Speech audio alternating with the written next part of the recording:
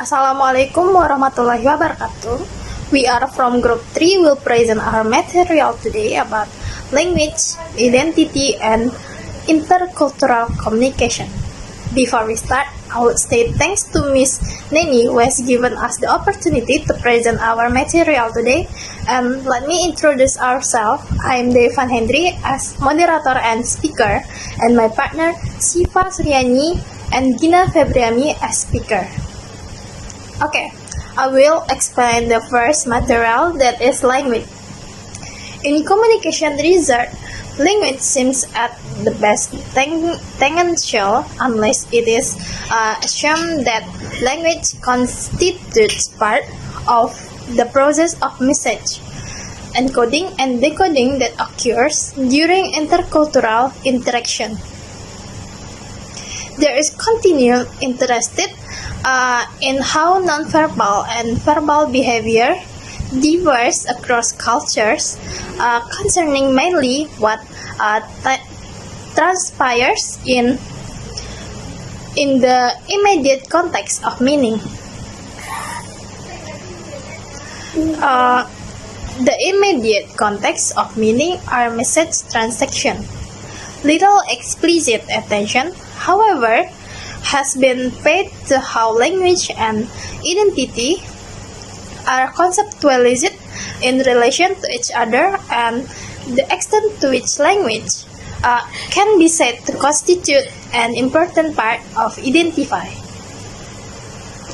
And the point 2 is identity. According to Karen Tracy 2022, identities are based of stable features of person that exist prior to any particular situation and are dynamic and situated accomplishment in a picture changing from one occasion to the next. Similarity, identities are social categories and are personal and unique. My name is Siva Suryani. I will explain the next material. These 4 types of identity proposed by Tracy 2002 differ from each other on 2 dimensions: stable versus situated and social versus personal. First, master identities refers to those aspects of personhood: gender, ethnicity, age, nationality, which are relatively stable and don't change from situation to situation. Second, interactional identities refers to specific and situational roles people enact in a communicative context.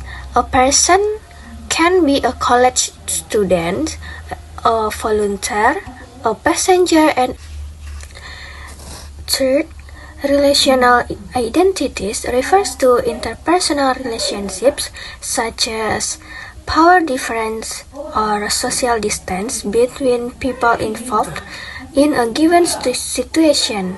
They are negotiable and context-specific. For example, in an appraisal meeting, there is power difference between a manager and employer whose work-related performance is assessed if they meet in a lift. However, the power difference is less an issue. 4. Personal identities refers to personality, attitude, and character which are relatively stable and unique. Next, 3. Intercultural communication.